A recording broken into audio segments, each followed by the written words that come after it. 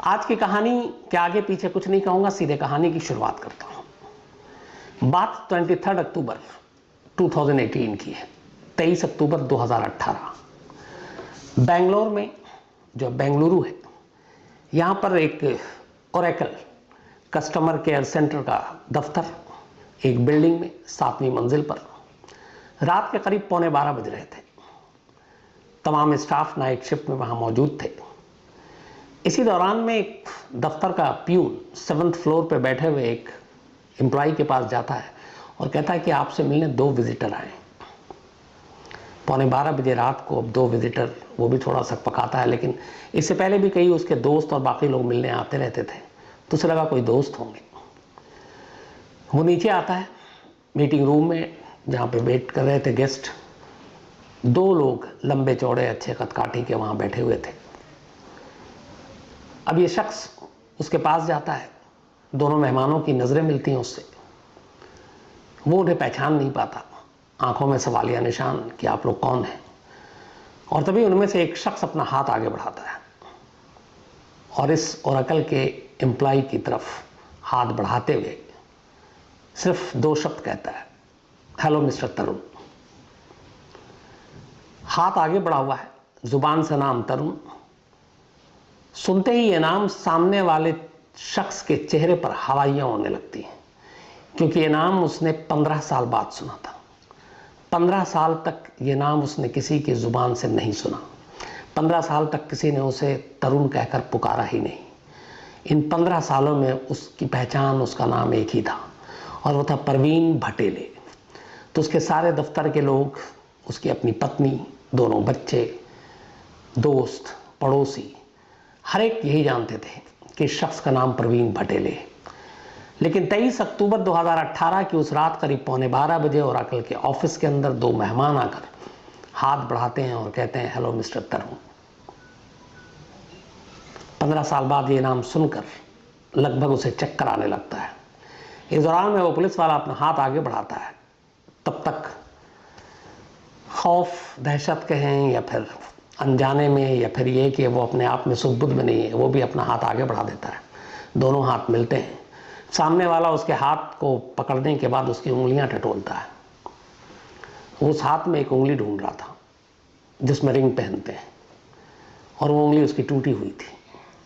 जैसे ही वो हाथ मिलाता और उस उंगली की तरफ फेरता है अपने हाथ को, सामने वालों को यकीन हो जाता है कि यही तरुण है। इसके बाद फिर वो अगली लाइन कहता है, चलिए तरुण साहब, खेल खत्म, वापस अहमदाबाद चलते हैं। और उसके बाद वो दोनों शख्स उसे लेकर बिल्डिंग के नीचे उतरते हैं। नीचे बेंगलुरु पुलिस की एक पुलिस की गाड़ी थी, उसमें ये लोग उसमें सवार होते हैं, और फिर वहाँ से अगले रोज़ यानी 24 अक्टूबर 2018 को तरुण को लेकर ये लोग अहमदाबाद पहुँचते हैं। इससे पहले जब रात में वो बिल्डिंग से लेकर नीचे उतरते हैं, तब उनमें से एक शख्स अहमदाबाद में बैठे अपने सीनियर अफसर डीसीपी को एक व्हाट्सएप मैसेज करता है और साथ में एक फ़ोटो, और मैसेज में सिर्फ इतना ही लिखा था, गॉट इट। अब सवाल ये था कि एक कॉल सेंटर के दफ्तर में काम करने वाले शख्स को रात 11:15 बजे 2 लोगों ने उठाया, साथ ले गए, नाम पुकारा, इन सब में कहानियाँ क्या थी। तो वो दोनों शख्स पुलिस वाले थे, अहमदाबाद क्राइम ब्रांच से बेंगलोर आए थे और इसी शख्स की तलाश में आए थे। अब इसे लेकर ये अहमदाबाद पहुंच गए। ये कहानी का पहला पार्ट है। अब 2018 से 15 साल पहले चलते हैं पीछे। 2003 वैलेंटाइन डे, 14 फरवरी 2003, 14 फरवरी 2003। अहमदाबाद में एक हस्बैंड वाइफ रहा करते थे। उनमें से एक का नाम था तरुण धिनराज और उनकी पत्नी का नाम था सजनी। तरुण और सजनी की शादी सिर्फ 3 महीने पहले हुई थी, दिसंबर 2002 में, और अब तारीख थी 14 फरवरी 2003। सजनी अहमदाबाद के एक बैंक में एग्जीक्यूटिव अफसर थी और तरुण धिनराज अहमदाबाद के एक स्कूल में पीटी का टीचर था और वॉलीबॉल का कोच भी। दोनों की शादी घर वालों की मर्जी से हुई थी, अरेंज मैरिज थी। ये दोनों केरला के बेसिकली रहने वाले थे, केरलाइट थे, लेकिन फिर सजनी का परिवार अहमदाबाद आ गया नौकरी की तलाश में।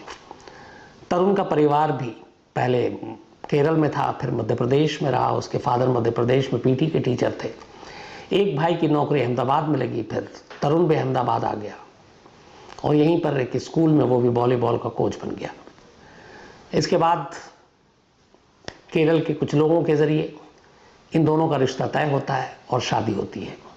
शादी के बाद सब कुछ ठीक ठाक था।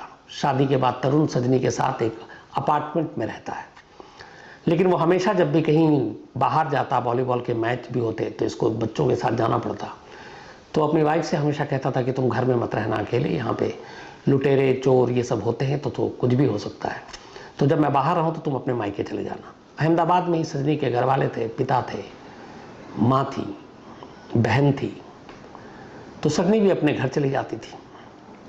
आखिरी बार वो अपने घर उसी फरवरी 5 तारीख को गई थी और फिर लौट आई थी। लेकिन जब वो 5 को गई तो चलते वक्त उसने अपने पिता से कहा कि मुझे गाड़ी में पेट्रोल भराना, आपके पास पैसे हैं? तो पिता को बड़ा अजीब लगा कि पेट्रोल के इसके पास पैसे नहीं है। फिर उन्होंने पूछा कि तुझे दामाद जी ठीक से रखते हैं? तो वो खामोश हुई, उसने बोला हाँ ऐसी कोई बात नहीं है। उसके बाद चली गई, आखिरी मुलाकात थी।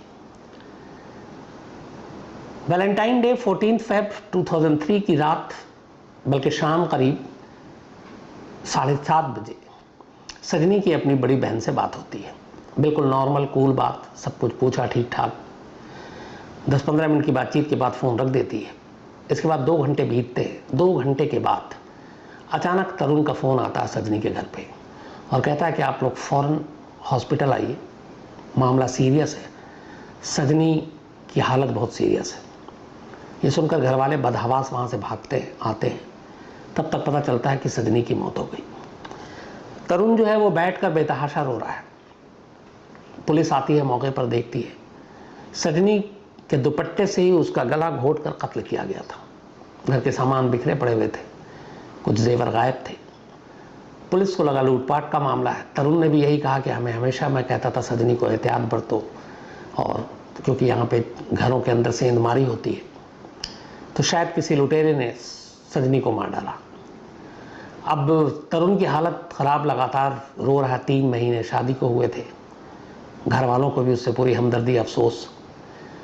अगले दिन अब सजनी का पोस्टमार्टम होता है, उसके बाद अंतिम संस्कार किया जाता है।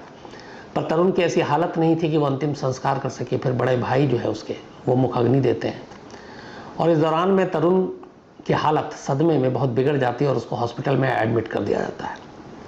15 को एडमिट कर देते हैं। पुलिस अपनी तफ्तीश कर रही है, इलाके के जो चोर उचक्के हैं उनकी लिस्ट बनाई जा रही है। सब कुछ ये था कि किसी को जो भी है इसके पीछे पकड़ा जाएगा। लेकिन अचानक 2 दिन के बाद 16 फेब 2003 की शाम को तरुण के बड़े भाई का पुलिस को फ़ोन जाता है और वो कहता है कि तरुण गायब है। तरुण हॉस्पिटल से गायब हो गया।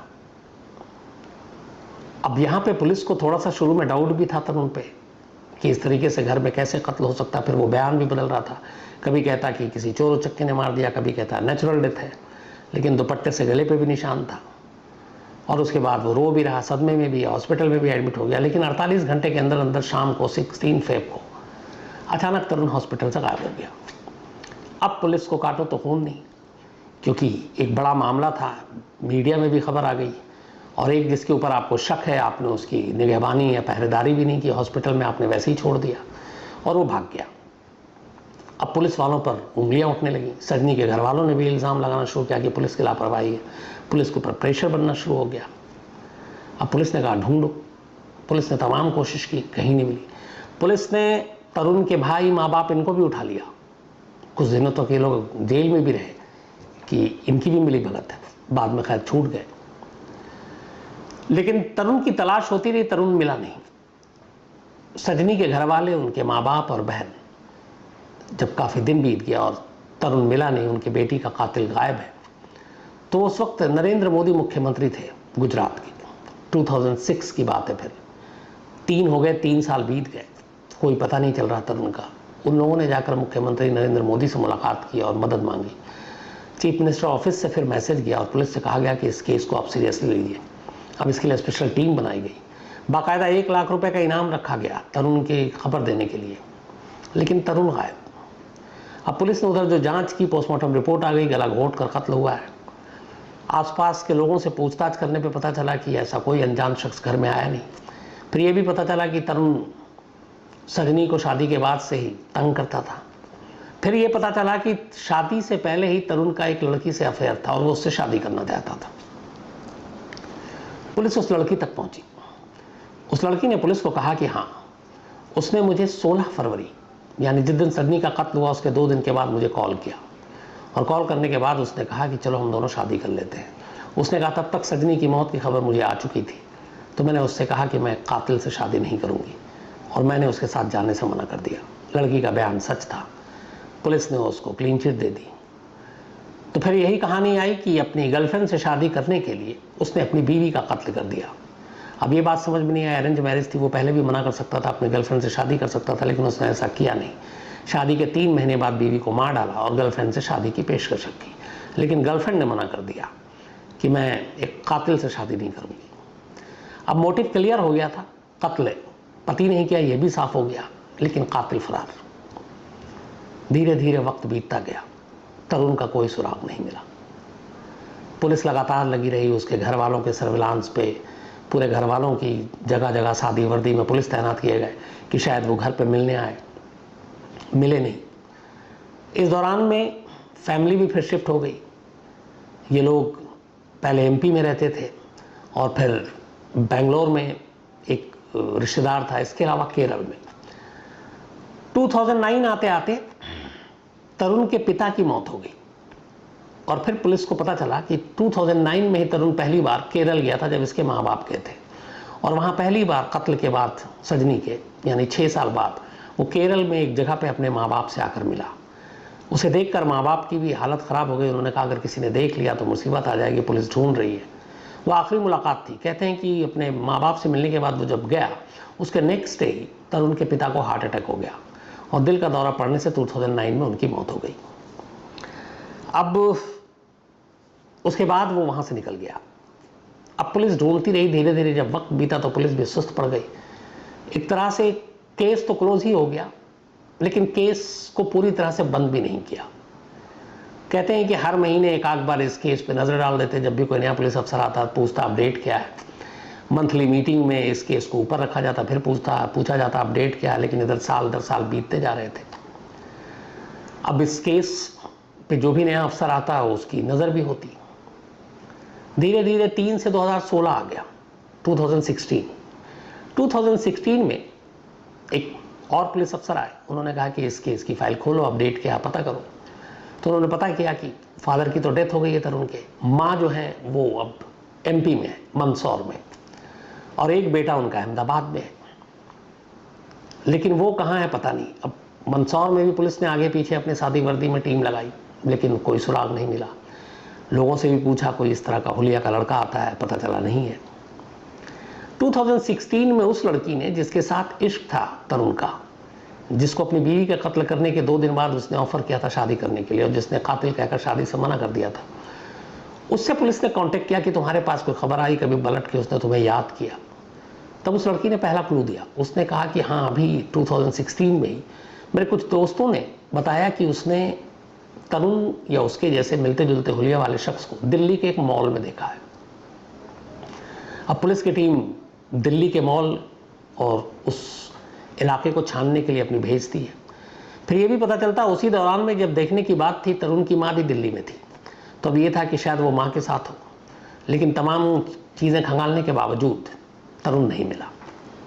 वक्त बीतता गया। अब 2016 के इस क्लू के बाद पुलिस को एक चीज़ का यकीन हो गया था कि तरुण जिंदा है। उसने सुसाइड नहीं किया है, कहीं और नहीं भागा है, बल्कि देश में है।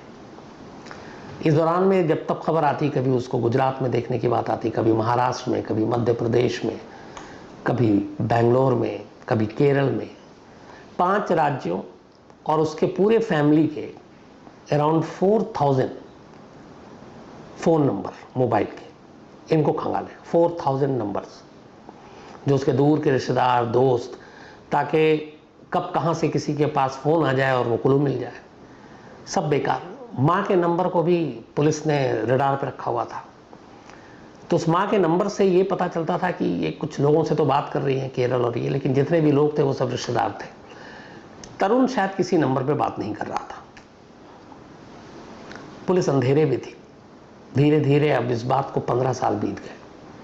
2018 आ गया। 2018 आने के बाद अब पुलिस का ये था कि टीम लगी हुई थी अपडेट में कि इसको ढूंढना है। इसी दौरान अब पुलिस ने, जो ये अनम्मा एक रिटायर्ड नर्स थी, ये तरुण की माँ, तो एक भाई अहमदाबाद में था, उस भाई को पूरी तरह से ग्रिल किया, उस भाई के तमाम सर्विलांस लगाए, नंबर लगाए, बट उसे पता चल गया कि इस भाई के साथ तरुण कांटेक्ट में नहीं है। तो अब ले देकर पूरी फैमिली में एक ही कैरेक्टर जिसके साथ तरुण क्लोज भी था, अपनी माँ के। तो पुलिस की पूरी उम्मीदें अब उसकी माँ पे ही टिकी थी। माँ की उम्र भी हो रही थी, रिटायर्ड नर्स भी हो गई, कि ये माँ से ज़रूर संपर्क करेगा, और इससे पहले कर लिया हो और पुलिस चूक गई। लेकिन अब सारी उम्मीदें माँ पर टिक गई थी आकर। पुलिस ने उनकी माँ के सारे नंबर, जो भी बातें होती थी, सारे नंबर को ट्रेस करके अपने पास रखा, चुपचाप सुनते भी, लेकिन कोई फायदा नहीं हुआ। एक रोज उसी माँ के मोबाइल पे एक लैंडलाइन नंबर आ गया, कॉल, और ये लैंडलाइन जो नंबर था ये बेंगलोर का था। अब पुलिस हर नंबर जो आता उसको क्रॉस चेक करती थी माँ के। ये पहली बार था कि जब बेंगलोर से किसी लैंडलाइन नंबर से कॉल किया गया था। पुलिस ने उस नंबर को चेक किया तो पता चला कि ये बेंगलोर के ओरेकल कस्टमर केयर का नंबर है। अब अहमदाबाद क्राइम ब्रांच की टीम थोड़ी हैरान कि तरुण की माँ को ओरेकल कस्टमर केयर से क्या काम, कोई ऐसी चीज़ नहीं। तो सारी निगरानी करने के बाद, सारी छानबीन करने के बाद पुलिस ने कहा कि इस नंबर को टटोला जाए। फिर ये भी हुआ कि कहीं इसी जगह पे तरुण काम तो नहीं करता। अब इसके बाद क्राइम ब्रांच की टीम अहमदाबाद से बेंगलोर के लिए रवाना होती है 22 अक्टूबर 2018 को। वहाँ जाने के बाद बेंगलोर पुलिस से कांटेक्ट करती है और फिर कहती है कि इस ओरेकल कस्टमर केयर में हमें एक एम्प्लॉय के बारे में डिटेल चाहिए। बेंगलोर पुलिस भी इस ऑफिस के HR डिपार्टमेंट को कांटेक्ट करती है और कहती है कि हमें आपके यहाँ जितने भी लोग काम करते हैं उन सब की लिस्ट चाहिए, आपके एम्प्लॉय की। ये जाहिर नहीं करते हैं कि किसकी खास तौर पे चाहिए, क्योंकि अलर्ट चौकन्ना हो जाए सामने वाला। बस उनका ये था कि सारे एम्प्लॉय की लिस्ट चाहिए, हमारा रूटीन प्रोसीजर है लॉ एंड ऑर्डर मेंटेन करने के लिए। ओरेकल कस्टमर केयर सेंटर के HR की तरफ से लिस्ट आ जाती है मुलाजिमों की, एम्प्लॉय की। उस पूरी लिस्ट में कहीं पे भी तरुण भाटेवाल नाम का कोई एम्प्लॉय नहीं था।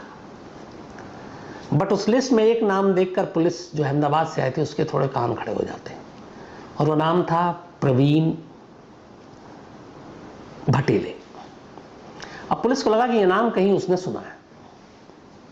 फिर याद किया पुलिस ने तो पता चला कि जो उसकी माँ है तरुण की, वो जो कॉल करती थी, एक कॉल वो प्रवीण भटूले को भी करती थी और वो उसकी वाइफ निशा को भी करती थी, और निशा का भी नंबर उसकी माँ के पास था और माँ के पास भी निशा का नंबर था। दोनों अक्सर बातें करते थे। तो पुलिस ने अब प्रवीण भटेले और निशा, इनकी कुंडली खंगालनी शुरू की। तो पता चला कि ये लोग सोशल मीडिया पे कभी है ही नहीं, ना कभी इन्होंने अपनी तस्वीर डाली है। ये बड़ा अजीब लगा कि आज के दौर में ऐसा कैसे। फिर ये पता चला प्रवीण भटेले और निशा के 2 बच्चे भी हैं। अब उस लिस्ट में प्रवीण भटेले का तो नाम है लेकिन तरुण का नाम नहीं है, और प्रवीण भटेले के मोबाइल से उसकी माँ की बातचीत ये पुलिस को मालूम है कि होती है, और वो निशा एक नाम की जो उसकी बीवी है। तब पुलिस को लगा कि कहीं प्रवीण भटेले ही तो तरुण नहीं है, क्योंकि कनेक्शन एक है कि वो तरुण की माँ से क्यों बात कर रहा है।